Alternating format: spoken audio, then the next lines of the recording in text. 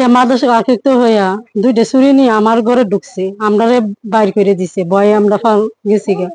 তখন প্রশ্ন করতেছে যে আমার বউ ছেলে তোমার কথা শুনে ওখান কেড়ে শুনো না, ওখান কেড়ে আনতারো না, যদি না আনতার বাড়ি থেকে বাইরে হয়ে যাবো, যে বাবা আমি যাই আমগা, তোমার আমি 2 হাতে ভিক্ষা চাই, তুমি আমার কিছু কইরো না। তো আমার জেল কাটাইছিল কেড়ে, এটা করে ছুরি ঢুকাইয়া দিচ্ছে। তখন আমরা তো ফালানি আর ভালোভাবে দেখতাম না।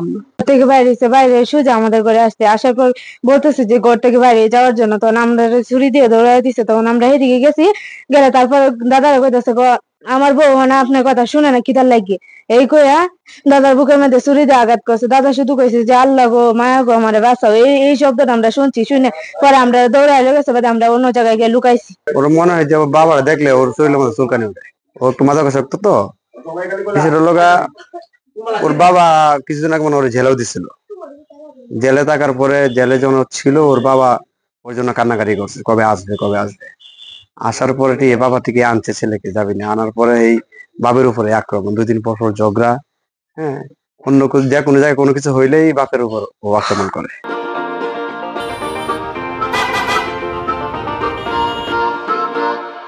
মাদক আসক্ত দেখি তার ওয়াইফে তার বয়ফ্রেন্ড অনেকদিন তার ঘরের ভিতরে গেট লাগাইয়া মারধর করছে, কারেন্টের তার দেও বাইরেছে তারে।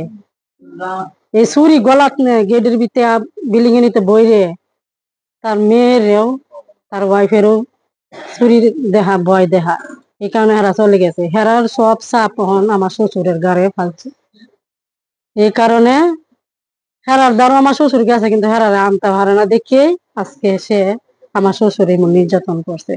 বাঙালি ব্যবসা করতো, একটা সময় আপনার মাদকের সাথে জড়ায় যায়। পারিবারিক ভাবে মানে যে বড় ভাইসারিরা আছে অনেকভাবে স্থানীয় ভাবে আলোচনা করছে, দয় দরবার হয়েছে, 1-2টা দরবার আমিও ছিলাম। বারংবার নিষেধ করার পরেও এর মানে উগ্রমী ভাব কমে না। পরিবারের লোকজনরা নিজের ওয়াইফেরও মারধর করতো, নিজের বাপেরও মারধর করতো।